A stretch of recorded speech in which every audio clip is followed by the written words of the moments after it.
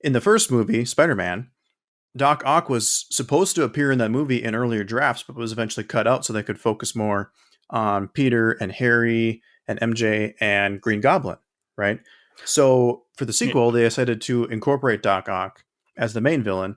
And then so when you talk about who's going to portray that character, Ed Harris, Christopher Walken, and Chris Cooper were all considered before Raimi went with Frida actor Alfred Molina.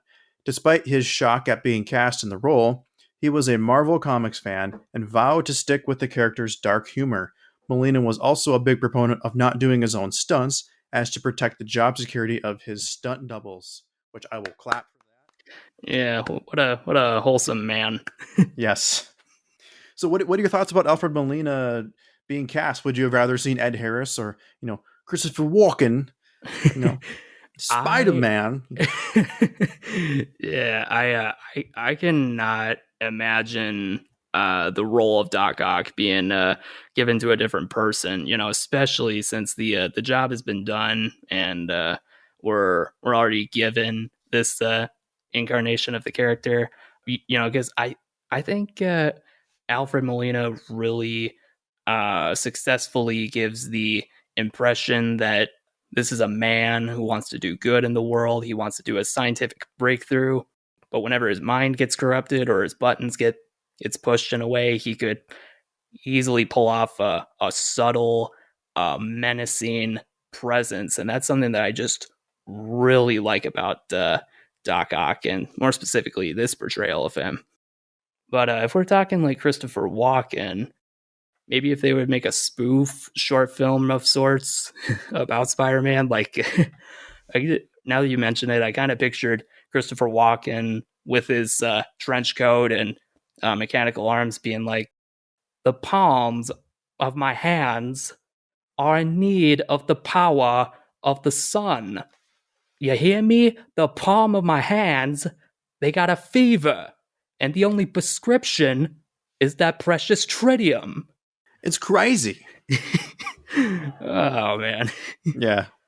But Yeah, no, it's funny because like Christopher Walken was actually in Batman Returns as a villain of sorts, not really, but kind of as a supporting character, but which was also had the soundtrack from Danny Elfman, who also did the soundtrack for this movie.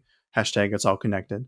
But yeah, and Christopher Walken was also supposed to be in the Nick Cage Superman movie that Tim Burton was going to direct before that fell through in the late '90s. But yeah, I'm with you. It would have been a little odd. I definitely think Ed Harris would have been a good alternate choice, I feel like, to portray the character. But in the end, Sam Raimi knocked it out of the park, hit a home run. Alfred Molina, kind of something you wouldn't expect, but it's something that we're so glad to have had with him in yeah, the role, because I can't picture anybody else in the role now except for him. yeah, and I literally felt that way about it even back when I was like 8 years old or so, 7, 8, 2004 when I first saw the movie. Like I definitely remember seeing the trailer. There was that scene with Tobey Maguire on his scooter and the car was about to hit him and he did his backflip over the car to dodge it. And those kids were like saying, "Wow, how did you do that?" And he was like, "Oh, I worked out. I got plenty of rest, ate my green vegetables." Like that was the moment where I first got a glimpse of Tobey Maguire's face, and that was the very moment where I was excited for the sequel. Especially the shots where we get to see Doc Ock. I honestly, I feel like I was just slightly more excited to see Doc Ock than I was with Spider-Man. Now, don't get me wrong. I was always excited to have Toby as Spider-Man, even back then in my younger years. I saw something in like the presence that Alfred Molina had when he played this role. Like even back as a youngster, I could just tell this was going to be a fantastic casting choice. Like a really great villain for the web slinger. And I always felt the same way. And when I was a kid, I wasn't like, obviously, I wasn't quite as in tune with how movies are made as I am now, right? Like I was just, I was so into that world that I wanted to just live in that world and just enjoy the world and the movie for what it was. You know, like sometimes you don't think about who the actor is that's in the role and stuff like that. Yeah, back then I didn't really pay attention to celebrity names and stuff like that, but yeah, I just kind of recognized the face and was excited to see it. Exactly. It's also the reason why I was able to enjoy Batman Forever and Batman and Robin when I was a little kid, because I could just watch the movie and not have to understand and realize, wow, this is not you watching as an adult and you almost lose brain cells. But I'm almost kidding, almost kidding. But When you earlier you mentioned about Nicolas Cage's Superman, I did not know Tim Burton was going to direct it. Like that just instantly made me imagine what DC must have looked like had the Nicolas Cage Spider-Man gone through. Like we'd probably have a Batman v Superman back in the '90s with Tim Burton.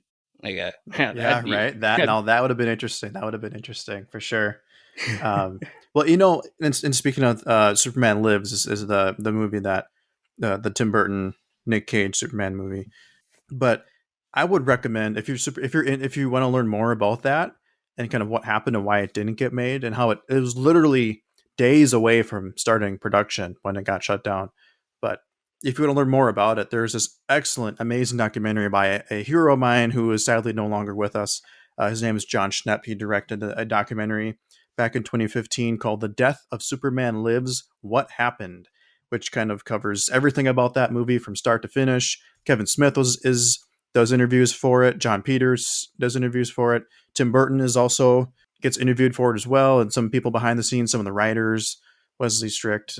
So I would definitely recommend that if you want to learn more about an oddball, strange Superman take that I think would have been at the very least super interesting for sure. oh, that does sound super interesting.